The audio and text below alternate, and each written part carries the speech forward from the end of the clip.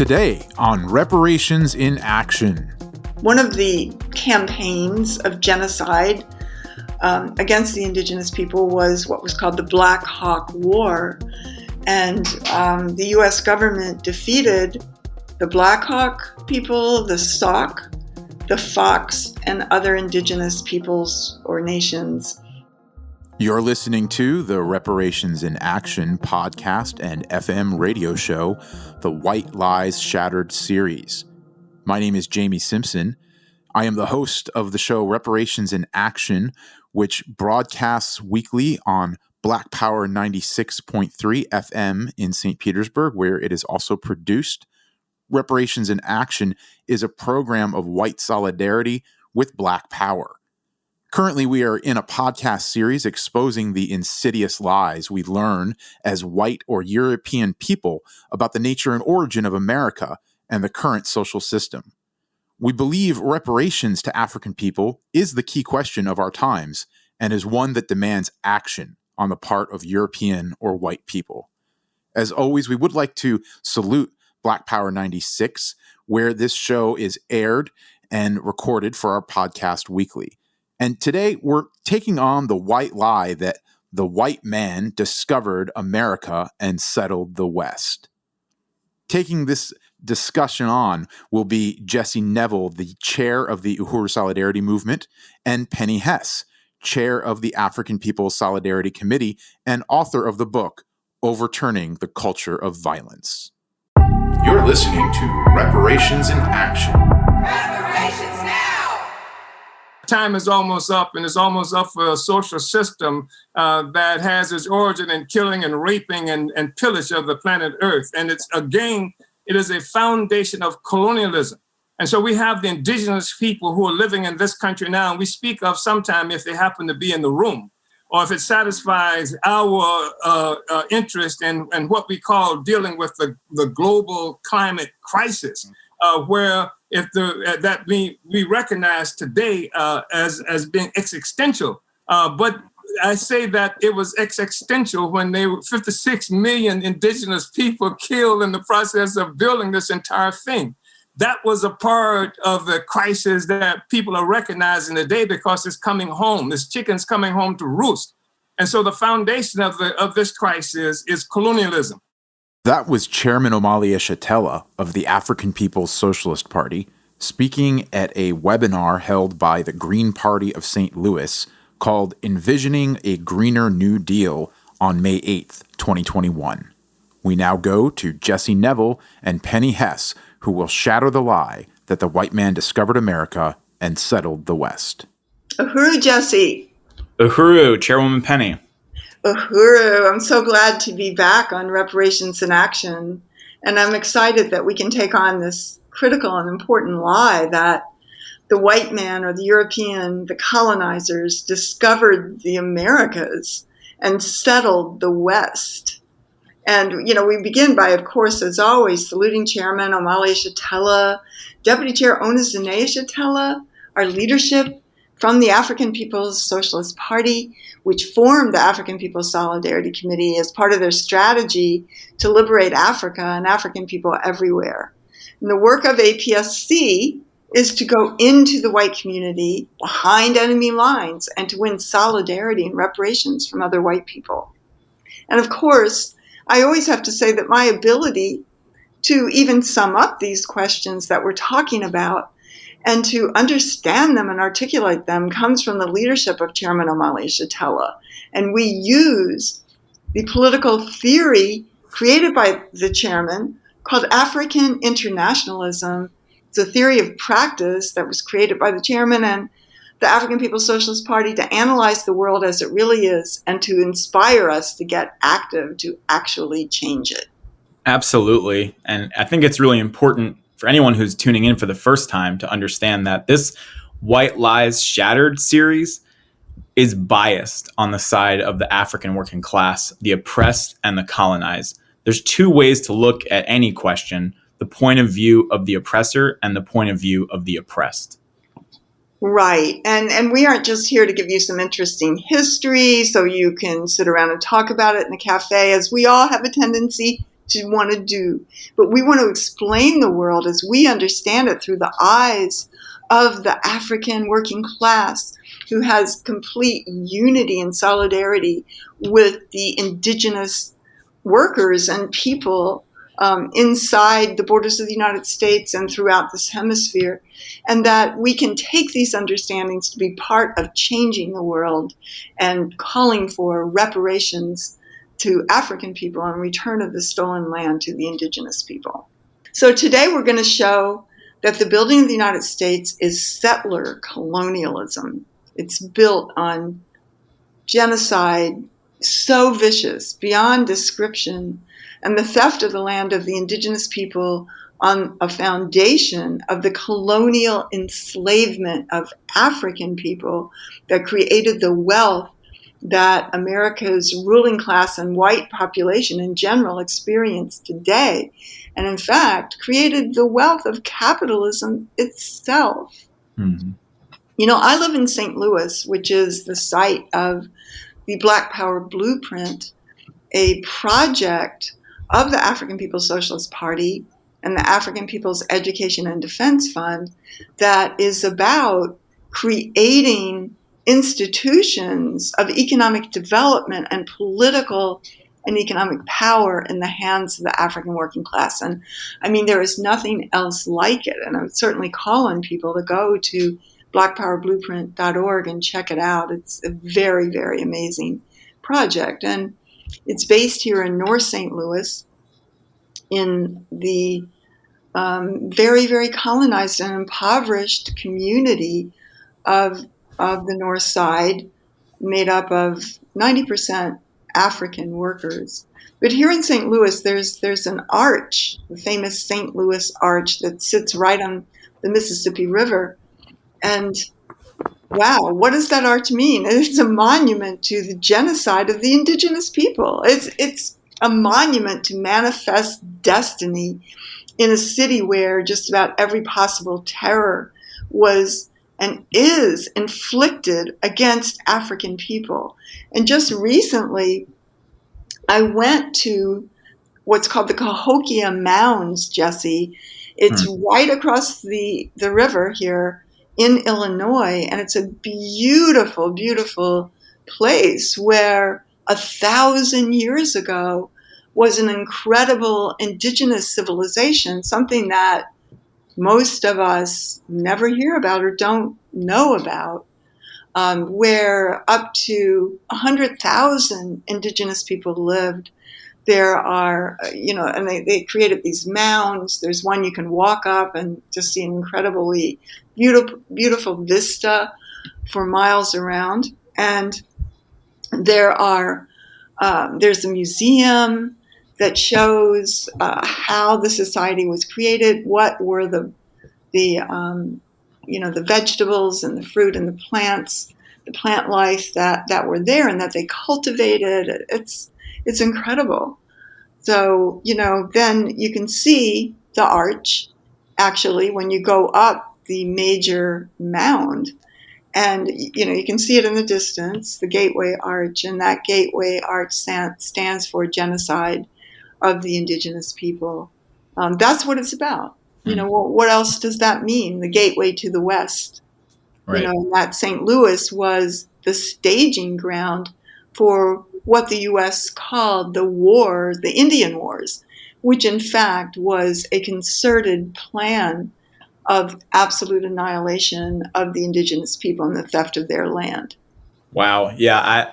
Chairwoman Penny, I've been to St. Louis a few times myself to, work in solidarity with the Black Power Blueprint. And I've always seen that arch. And even before learning this history, it was pretty obvious that there was some horrible history behind it, as is the case with any monument in the United States. But yeah, it's just really clarifying to learn just that it's a monument to genocide. And there's so many in this country. And I think this whole discussion about shattering the lies perpetrated by imperialism through everything, through schools, through Hollywood, through children's movies, cartoons, everything, all of the lies that are promoted about the indigenous people is so important, starting with the ultimate lie, which is that this land belongs to white people.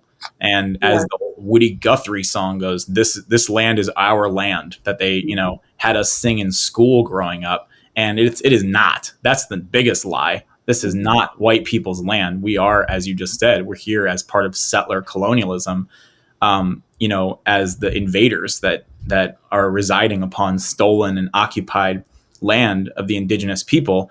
And it's very similar in so many ways to what's happening in occupied Palestine. Yes. And it's, right now, a lot of the Palestinian liberation struggle is raising this question and really starting to influence the ability for people around the world to sum up that it's not a conflict. It's not a quote unquote war between two equal playing fields, between two equal players with their own militaries that are engaged in some kind of feud, that it's a struggle against colonial occupation. And it's a struggle for liberation from settler colonialism. And the same is true of the whole history of the indigenous resistance that is sometimes referred to as the quote unquote Indian Wars. So I just think this is such an important discussion. And also the whole, there's an entire holiday devoted to mythologizing and mystifying and obscuring the reality of the genocide against the indigenous people. And of course, I'm talking about Thanksgiving. Can we talk about that, Chairwoman Penny? Yeah, just the fact that this, these pilgrims, these poor, suffering white pilgrims who were forced to leave Britain, England, and come to this, quote, new world, and had to learn how to farm and what to farm, etc. Just this whole myth that this Thanksgiving was a happy time because the indigenous people taught them how to farm and shared with them, and it was all happy and sharing, and everybody got along, and it was, and the heroes of the day were the white people. And so, I know that the indigenous movement overall has taken on this question of Thanksgiving fiercely over the last, 40 years, really. And that there are many places now where this is now called, and Columbus Day, by the way, and Columbus Day is now called Indigenous Peoples Day in many cities and even states throughout the U.S. And this lie of Thanksgiving where that white people are supposed to be so grateful because indigenous people gave us this land is hideous. It's really, really offensive. And that it was that this genocide began immediately, and that there's so many things that, this whole myth that whenever the colonizer goes in, whether it was in South Africa, whether it's in Israel, whenever the white people go in, they always say, well, they weren't using it. They weren't using the land right there, and it was empty. And that's always a lie, always a lie. And, that there were literally millions of indigenous people on this land, and certainly in this whole hemisphere, there were hundreds of millions. And that in many cases, where white people came to farm was stealing the farmlands and the hunting grounds of the indigenous people and wiping them out. Just plopping right down right in the middle of that, as the colonizers do.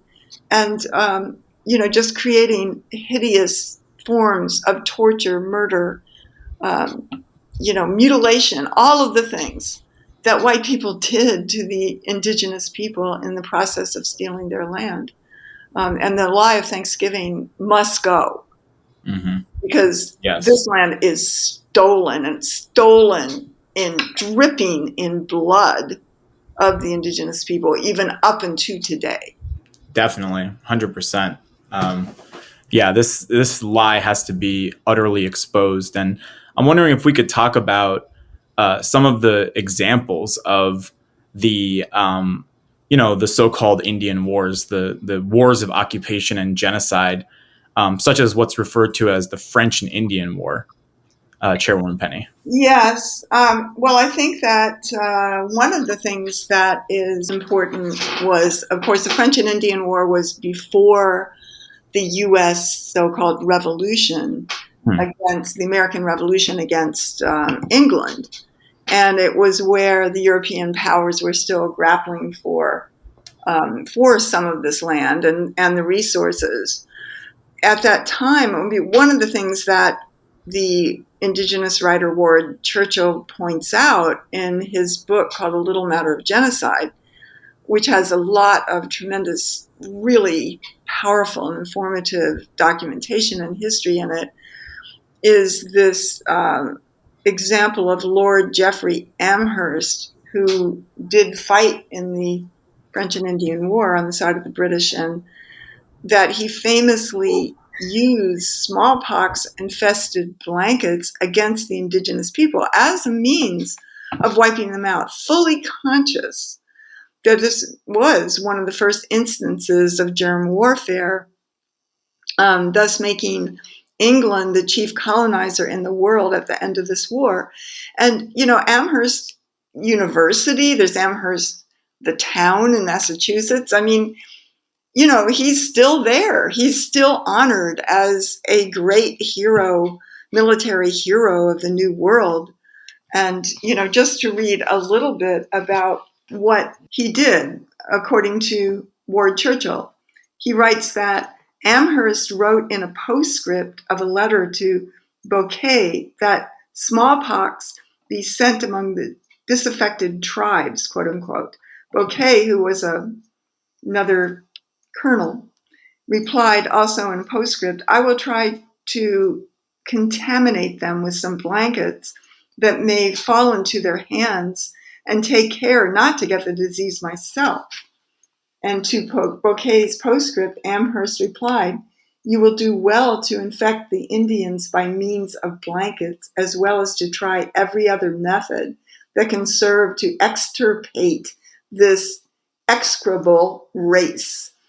On June 24th, Captain Equire, one of the Royal Americans, noted in his journal, we gave them 2 blankets and a handkerchief out of the smallpox hospital. I hope it will have the desired effect. And indeed, it wiped out who knows how many millions of indigenous people who had no immunity to that, to smallpox, and it was, really, really conscious and part of the strategy for genocide. Right. Yeah, I think that's an important point, because even when some white bourgeois historians acknowledge the effect of germs and disease on the indigenous population after the Europeans invaded, sometimes it's talked about as if it was almost like incidental or accidental. Mm-hmm. Like, Mm-hmm. oh, well, they didn't have the immunity, and it just sort of like this was part of it. And it's used sometimes to even take away from the genocide. Yeah. Yeah. So I think it's, which on the one hand, it's true that as you wrote in Overturning the Culture of Violence, to be breathed upon by a white person could be deadly, considering how diseased and germ-ridden Europe was. But on the other hand, it was deliberate. This was germ warfare carried out by white people as part of the extirpation, other words that they use, the genocide against the indigenous people. Yes. And so, this is just one example of the kinds of things that that the colonizers have done to the indigenous people. And everything that has happened, that happened, that white people in Europe did to Jews in Europe, they got the ideas from reading about what white people did to indigenous people on these lands. So, I also want to talk about some of the resistance of the indigenous people. We don't hear a lot about that. We aren't taught that in schools, although I've read that West Point and some military universities and schools of the U.S. government do study some of the brilliant battle plans of indigenous leaders. But we don't hear a lot about it. It's not something that we are taught, at least when I went to school. I don't know if that is happening more today, Jesse. No, certainly not. Yeah. So, well, one of the people that was brilliant, that was amazing, was known as Tecumseh. And he was born in 1768. He died in 1813 when he was only 45 years old. He was born before the U.S. again, before the so-called American Revolution. And he was chosen or understood by his family and his people that he was, even as a small child, a great leader. And he was cultivated and treated by his family and trained in a way to be a resistance leader of the indigenous people. And it's very interesting because the childhood of Chairman Omali Yeshitela, growing up in the African community of St. Petersburg, Florida, also had a similarity in that his grandmother and his aunt understood that he was a genius. He was a great leader and trained him and cultivated the chairman as well to use his considerable talents to lead his oppressed and colonized African people to freedom and liberation, which is something that he has done his entire life. So this was very similar with Tecumseh. His mother, his family, his relatives just always put him forward and worked with him to lead the people. And he grew up to become a brilliant orator, also like Chairman Omali Yeshitela. He was so impressive as a speaker that even colonizer ruling class figures like William Sherman, the U.S. Civil War general, were named after him, took his name, or their parents named him. William Sherman's middle name is Tecumseh, William Tecumseh Sherman. And it was because this incredible leader, Tecumseh, the indigenous leader, was so powerful and brilliant. And already by the 1780s, he could see that the indigenous peoples in various settings throughout the East Coast and the Midwest in particular had been brutally decimated, that their lands had been taken, their culture consciously destroyed, that their reason for living had been taken away, and that, certainly out west, the buffalo and the bison were consciously killed, and we will talk about that a little bit later, but were consciously being wiped out, as understanding that that's the habitat and the necessary food product, and so much more than that, for the indigenous people to live. And on the East Coast also, the lands were taken, the ways that the people fed and clothed themselves, which, as the chairman always says, the key motivation for any society is the production and reproduction of real life. And that had been viciously taken away from the indigenous people and consciously destroyed. So Tecumseh, seeing that, called for a confederation of the indigenous people and built that, that all of the remaining indigenous people on the East Coast and Midwest should come together as one people, which again, is the vision of Chairman Omali Yeshitela, that all African people are one people and should be and will be and are being united around the world to liberate Africa as their homeland. So, it was a really, really profound time, and the work that Tecumseh did was truly amazing. And he fought in the War of 1812. He was killed in that war. And according to stories that I've read, he was betrayed by his brother. I don't know if that's true, but that is what is generally put out in stories or, in the history about him. But I grew up in Indiana, in the state of Indiana, and Tecumseh was based in northern Indiana. And as a child, I never knew about that. I never knew about Tecumseh. I never knew what he was trying to do. And of course, when he aligned with the British in the War of 1812, and the British promised him a huge amount of land, which of course they did not do because they always lied. And that was, just a really critical part of the story. But Tecumseh was an amazing, powerful, visionary Indigenous leader who was murdered, was assassinated, and was so very, very young, but left an indelible imprint on the history, the true history of the resistance of Indigenous people. So, Chairwoman Penny, so what's the deal with William Tecumseh Sherman? Why does he bear that name? Well, I was always curious about that because who Sherman is that he was, first of all, the Civil War general who many white people still hate today because he's the one that burned the Georgia from I think it was from Savannah to the sea, and he just burned plantations and the property of the former white ruling class of the South at the end of the Civil War. So he is very much hated by white people in the South. But he was certainly, a general of the Union of the North.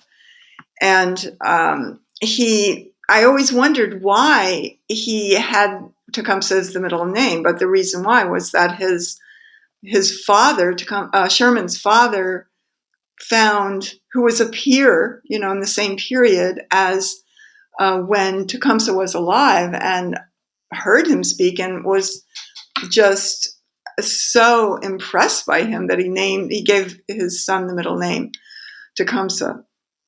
And I would also mention that William Tecumseh Sherman is the one who carried out Abraham Lincoln's plan for what's called the 40 acres and a mule, and who announced on the January 1st of 1860, at the end of the what's known as the Civil War, that there would be something like 250,000 acres, and most of it being former plantations owned by white owners of African people and, slave owners, that this would be turned back over to African people in parcels of land. And this was something like 30 miles from the ocean to inland, from South Carolina to Jacksonville, Florida. And that's a huge amount of land that would today be worth trillions of dollars. And that was a form of reparations. And apparently Sherman had actually met with African leaders at the end of the Civil War and asked them, what do you want? And they all said, we want land. We want our own land. And we feel that it should be the land we work, that we were forced to work. And so he did agree with that, although I'm not saying that Sherman in any way had sympathy with African people, but he felt that there had to be a little payoff going on, but he, in any case, did do that. But the story is that African people immediately, that day, New Year's Day, 1860, they took off, they packed up, they went to that land and they started working it. But by September of that same year, right after Abraham Lincoln was assassinated, and the next president, Andrew Johnson, was, very much a Southern sympathizer, and was overturned this land. It was called Field Order 15. He overturned that. They took the land away from African people and gave it back to white people. So, just all the way around, U.S. lies. They give with one hand, they steal with another. They do everything that they can to betray treaties and any kind of promises. There has never been any responsibility to carry out anything that the U.S. government has ever promised to Indigenous or African people because of colonialism. And that's what colonialism is. As the chairman said, colonialism is violence. Colonialism is the domination of a whole people by a foreign and alien state power and colonizer nation for the benefit of the whole colonizer people population. Right, and that's the mode of production, as the chairman says. And yeah, I mean, and I read something about Field Order 15 that after they rescinded it under Johnson and all the white people took back control of that land, that the Africans who had gone there a lot of them ended up being forced into becoming sharecroppers. Yes, that's true. Yes. Yeah. So that was sort of like the dawn of sharecropping as like a major, form of labor exploitation of African people came out of that reversal of something that was, an attempt at reparations to African people. So, and I also wanted to know if we could look at more at this question of genocide, because, you talked about Amherst, and there's so many others. There's so many others that these are like the celebrated white people in U.S. history who made their careers through the slaughter and terror against Indigenous and African people. And in the book Overturning the Culture of Violence, you have a quote that says, "Genocide is as American as apple pie and as popular." And I always thought that was such a great statement because as Chairman Omali Shatella has really been summing up, always, but especially lately, that this whole issue of fascism, saying that the struggle is against fascism or making some kind of hysteria around the notion of fascism obscures the fact that the violence and terror against African, Indigenous, and colonized people takes place every single day under colonialism, whether it is a so-called fascist colonial government or more often a democracy, a democratic colonialism. And that, fascism is that moment when, when white people, a sector of the white population, begins to experience like a small measure of what colonized people face under colonialism every single day for hundreds of years, whether it's under so-called democracy or under so-called fascism. And you've really shown in Overturning the Culture of Violence, based on that for the most part, it was democratic. It was white democracy. American democracy was the form of the structure through which the genocide against the Indigenous people was carried out. And all of the big heroes of American democracy were champions of the genocide against the Indigenous people. Absolutely. I mean, it wasn't, of course, we're going to talk about Andrew Jackson, but Thomas Jefferson, George Washington, every president, every president of the U.S., all the leaders were united with the total annihilation of the Indigenous people. And the right, and not just this right, but this sort of destiny, which is, it has, sort of implied in that, like God-given, the destiny God gave us, just like, it's said about Israel, that white people had the right to take that over, to colonize the Palestinian people. That manifest destiny was something that they had to carry out. It's what was thrust upon them.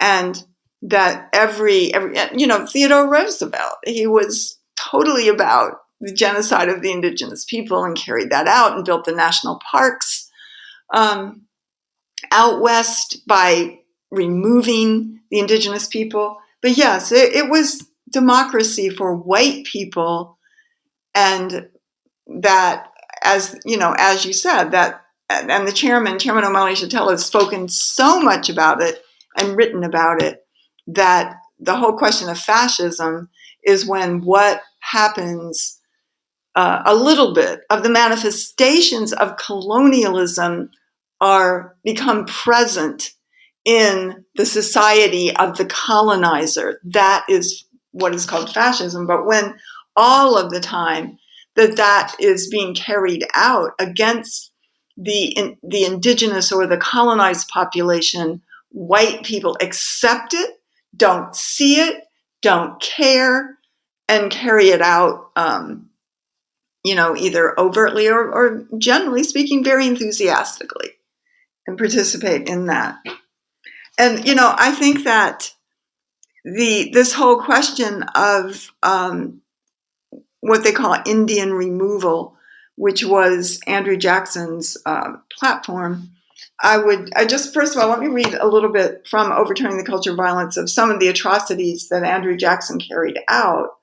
And then I want to read a little bit of his speech to Congress passing the Indian Removal Act, which was one of the key factors in the Trail of Tears and, the removal, the total removal, forced removal, and forced marches and genocidal forced marches of the indigenous people on the East Coast.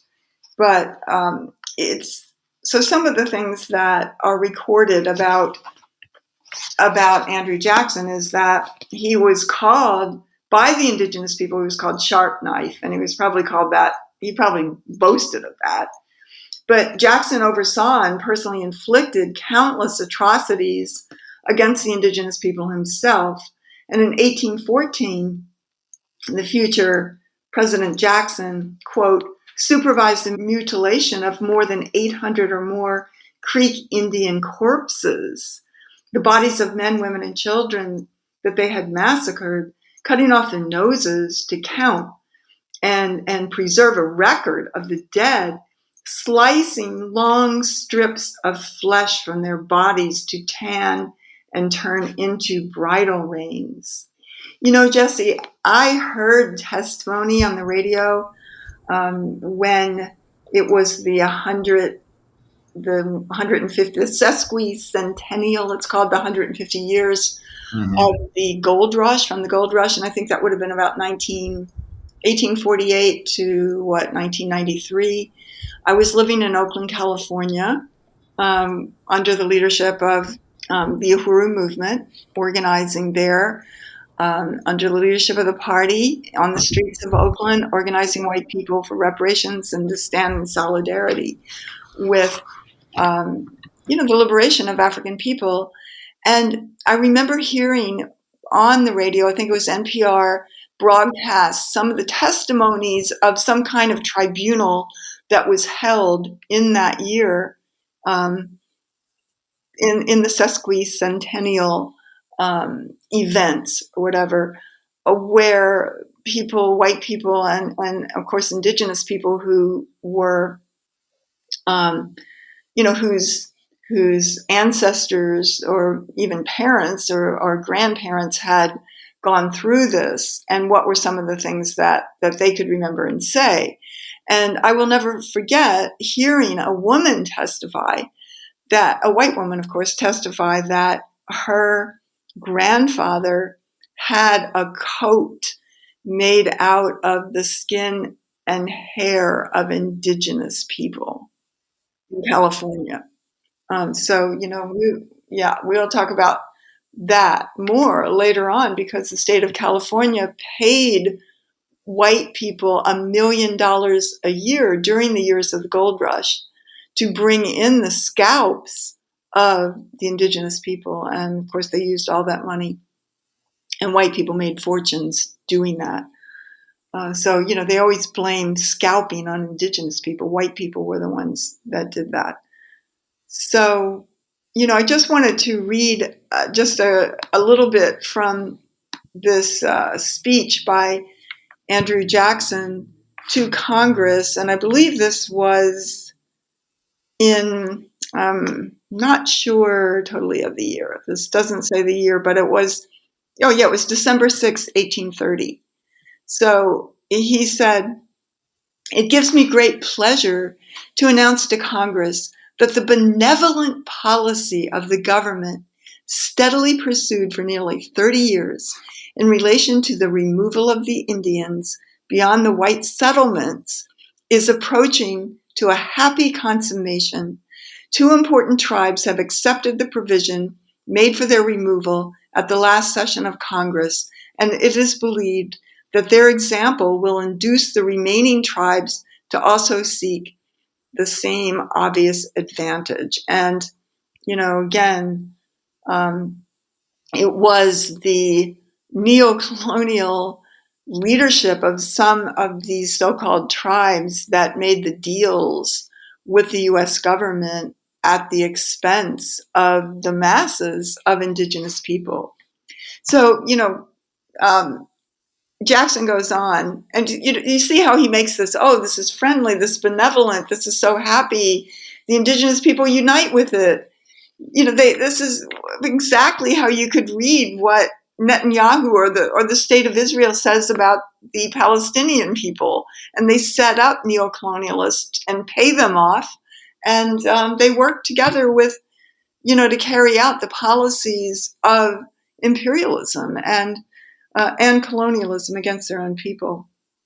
But a little bit more of what Jackson said. He said the consequences of a speedy removal will be important to the United States, to individual states, and to the Indians themselves. This pecuniary advantages, which it promises to the government, are at the least of its recommendations. So he's saying, it's not because of the money. It's not because, we're going to get rich doing this. He's saying it puts an end to all possible danger of collusion between the authorities of the general and state governments on account of the Indians. It will place a dense and civilized population in large tracts of country now occupied by a few savage hunters. By opening the whole territory between Tennessee on the north and Louisiana on the south to the settlement of whites, it will incalculably strengthen the southwestern frontier and render the adjacent states strong enough to repel future invasions without remote aid. And it goes on and on and on. And this is so wonderful. We should be happy about this. And this is beneficial to everyone. This is, the typical colonizer, the lie, the viciousness. And of course, we say it continues to be what the colonizer carries out in relationship to the colonized and in the process of committing genocide against them. Wow. Yeah, absolutely clear that just this whole history of the genocide against the Indigenous people and the democratic participation of the white population and the track record of all of these so-called heroes that are propped up in white history that were the leaders of all of this genocide against the Indigenous people. And you started off this program, Chairwoman Penny, talking about the arch in St. Louis, the Gateway Arch. And we've been seeing books coming out in the last couple of years that start to really dive into the history of the central role played by the city of St. Louis in Missouri in the genocide against the Indigenous people and in the consolidation of colonial capitalism here in the stolen, occupied Indigenous land now known as the United States as a whole. And that's just really interesting and powerful to consider, especially when you look at the fact that this current era of renewed African resistance that we are living in today was kicked off by the Ferguson St. Louis uprisings. And St. Louis in so many ways represents the front lines of the work of the African People's Socialist Party and the Uhuru movement. So, talk about that, Chairwoman Penny. You're there. You've been there for a few years now. Let's talk about the significance of St. Louis, both historically and presently, as it relates to this whole question of the genocide of the Native people and the ongoing struggle and resistance. Yes, I think this is really, really deep. Living here, and I know that there's a book called The Broken Heart of America that gives some of this history. But even before that book came out, to Charwa Masimba, who is a member of the African People's Socialist Party and the Economic Development Director of the Black Power Blueprint here, has always given PowerPoints and presentations that showed that St. Louis from the very beginning was the staging ground of the U.S. so-called wars, Indian wars, the wars of genocide, the staging ground of the genocide all over the U.S. And from here, this is where they rode out on their horses and went out to California and up north to Minnesota, up the Missouri River, Michigan, Wisconsin, and even in the South. This is where the genocide was coordinated out of, and where over the centuries, the most vicious policies against African people have been carried out. And that's something that we can spend one of these sessions of this series on, just telling the story of St. Louis alone as sort of the belly button of the U.S., of this here, like right smack in the middle of it, and how it has been the coordination of so many of the U.S.'s most vicious, most terrifying policies of colonialism, which is not a policy, which is the essence of the U.S. state and U.S. imperialism and capitalism itself. But here in St. Louis, the military fortress, so to speak, for the launching of the genocidal wars, the wars against the indigenous people, was coordinated out of something that's a little bit slightly south of St. Louis City. It's in the county, and it's called Jefferson Barracks. And it was a barracks. It was where almost every general of the Civil War came. I mean, white people used the wars against the indigenous people as a stepping stone to political office, to the higher ranks of the U.S. military. That's how they saw that they got experience. And that's always been the case, because Winston Churchill had called the British wars against colonized African people, I believe, and especially in Sudan and Rhodesia and Southern Africa, splendid little wars, he said. They were splendid little wars that were just basically wars of annihilation of a well-armed, prepared colonial military against a people who were resisting and fighting for their land and their culture and their freedom and independence, and were not prepared and not able to go up against what the weapons of mass destruction of the colonial forces. So this Jefferson Barracks, it's interesting that right now the city, or whatever entity it is spending literally millions of dollars to rebuild some of this. It's a park. I haven't been there. I do want to see it. But it's, it's a park. They're rebuilding some of it so it can look more like it used to look like back in the day when they were carrying out this. And one of the wars, one of the campaigns of genocide against the indigenous people was what was called the Black Hawk War. And the U.S. government defeated the Black Hawk people, the Sauk, the Fox, and other indigenous peoples or nations. And in 1832, this opened up millions of acres of land to white people, basically was given to them.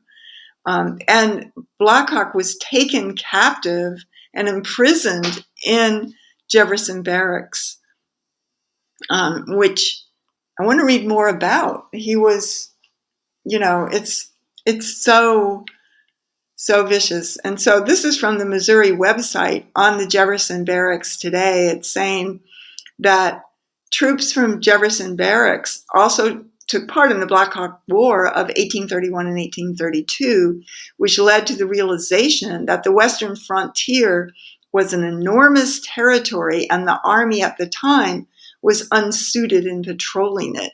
this action is directly responsible for the formation of the United States Regiment of Dragoons at Jefferson Barracks in 1833. The Dragoons were an armed regiment of mounted cavalry troops who were highly mobile and could travel far distances in short periods of time. This mounted cavalry unit actually became the very first permanent cavalry of the United States Army. So the Jefferson Barracks 1st Dragoons, which were eventually redesignated the 1st Cavalry in 1861, participated in virtually every, quote, conflict in America. Conflict, again, this thing that's being raised by the Palestinian people. It's not a conflict by two equal armies. This is wars of destruction and genocide. So they're saying that these dragoons were in every conflict in America, such as the Seminole War. The Seminole War is the war that led by Andrew Jackson, sending U.S. troops to the South, to Florida, actually, where Indigenous people and African people who had escaped the enslavement of chattel slavery a little bit further north banded together and were called the Seminole people. And actually, many, and they're also called Maroons. They're Africans who escaped and won in the sense that they were not recaptured, and they worked together in fierce fighters of the Seminole people. And eventually, the Seminoles went out west and eventually to Mexico, and many of the people, Africans or Indigenous / African people, live among what's called the Seminole in Mexico today and are very aware. They call themselves Maroons, and Maroons means Africans who fought and actually escaped and created some kind of land base, either in the mountains of Jamaica or someplace in the hills or swamps of the U.S. and lived for a given amount of time in that way. So the Dragoons were created to fight them and to track them down and kill them. Also, the Dragoons were in the Mexican War. What do you mean the Mexican War? The war, the action, the military campaign that stole half of Mexico from the people of Mexico. And that includes Texas, Arizona, Colorado, California, New Mexico, and many more states. Nevada, this was Mexico, and that was in the 1840s, at the same time that the U.S. discovered, quote unquote, gold in California, which at that time was still a territory owned by Mexico. Immediately, as soon as they find gold, U.S. declares war and sends these dragoons to go in and to murder the people of Mexico, steal their land, and force them into a bogus treaty called the Treaty of Guadalupe. So also, let me just see where else. That the Dragoons were in the Civil War, the Spanish-American War, which was a war against the people of the Philippines in particular, and other places under Theodore Roosevelt. And it says, and much of the Indian expeditions involving the Cherokee, Iowa, Kansas, Mahas, Pawnee, Potawatomi, Osage, Oto, Sac, and Sioux Indigenous people. So, this is what is proudly on the Missouri website about the Jefferson Barracks. This has been really, really powerful history that we've been discussing, Chairwoman Penny, on this episode of White Lies Shattered. And we're just at about time, but we definitely want to continue discussing this subject on our next podcast. Yes.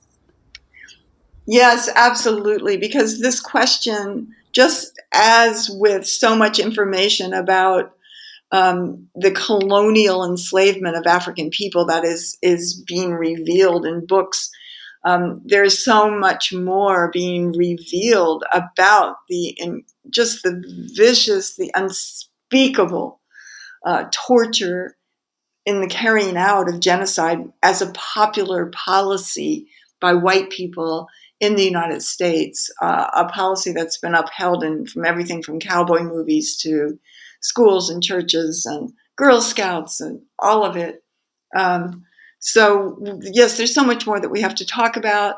It's the resistance of African and Indigenous people. It's the profound understanding of the meaning of colonialism, what it really means that colonialism and violence go together, colonialism and genocide go together, and the leadership of the African Revolution, African internationalism, and Chairman Omali Yeshitela.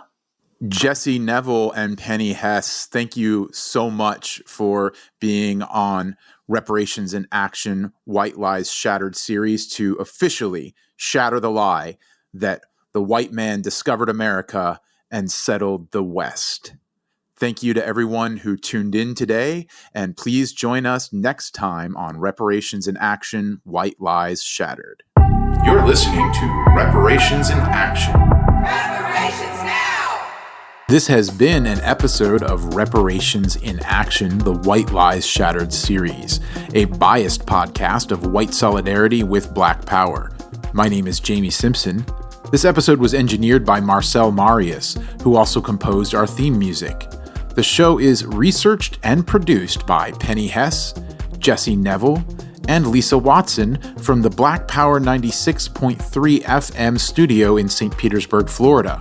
A shout out to Akile Anayi and DJ Eddie Maltzby, as well as the entire Reparations in Action team, Sandra Forrest, Johan Bedingfield, Amanda Carlozzi, Kyle Weiss, Marissa Ricchetti, Ali Aiello, Alana Woods, Declan Keller, Hallie Murray, and Sarah Rittersbach.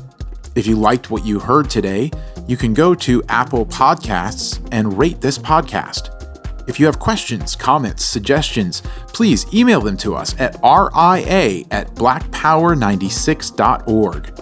Special thanks to the African People's Socialist Party's chairman Omali Yeshitela, without whose leadership and theory of African internationalism, none of the understandings presented on Reparations in Action would be possible. Thank you for tuning in. We'll see you next week.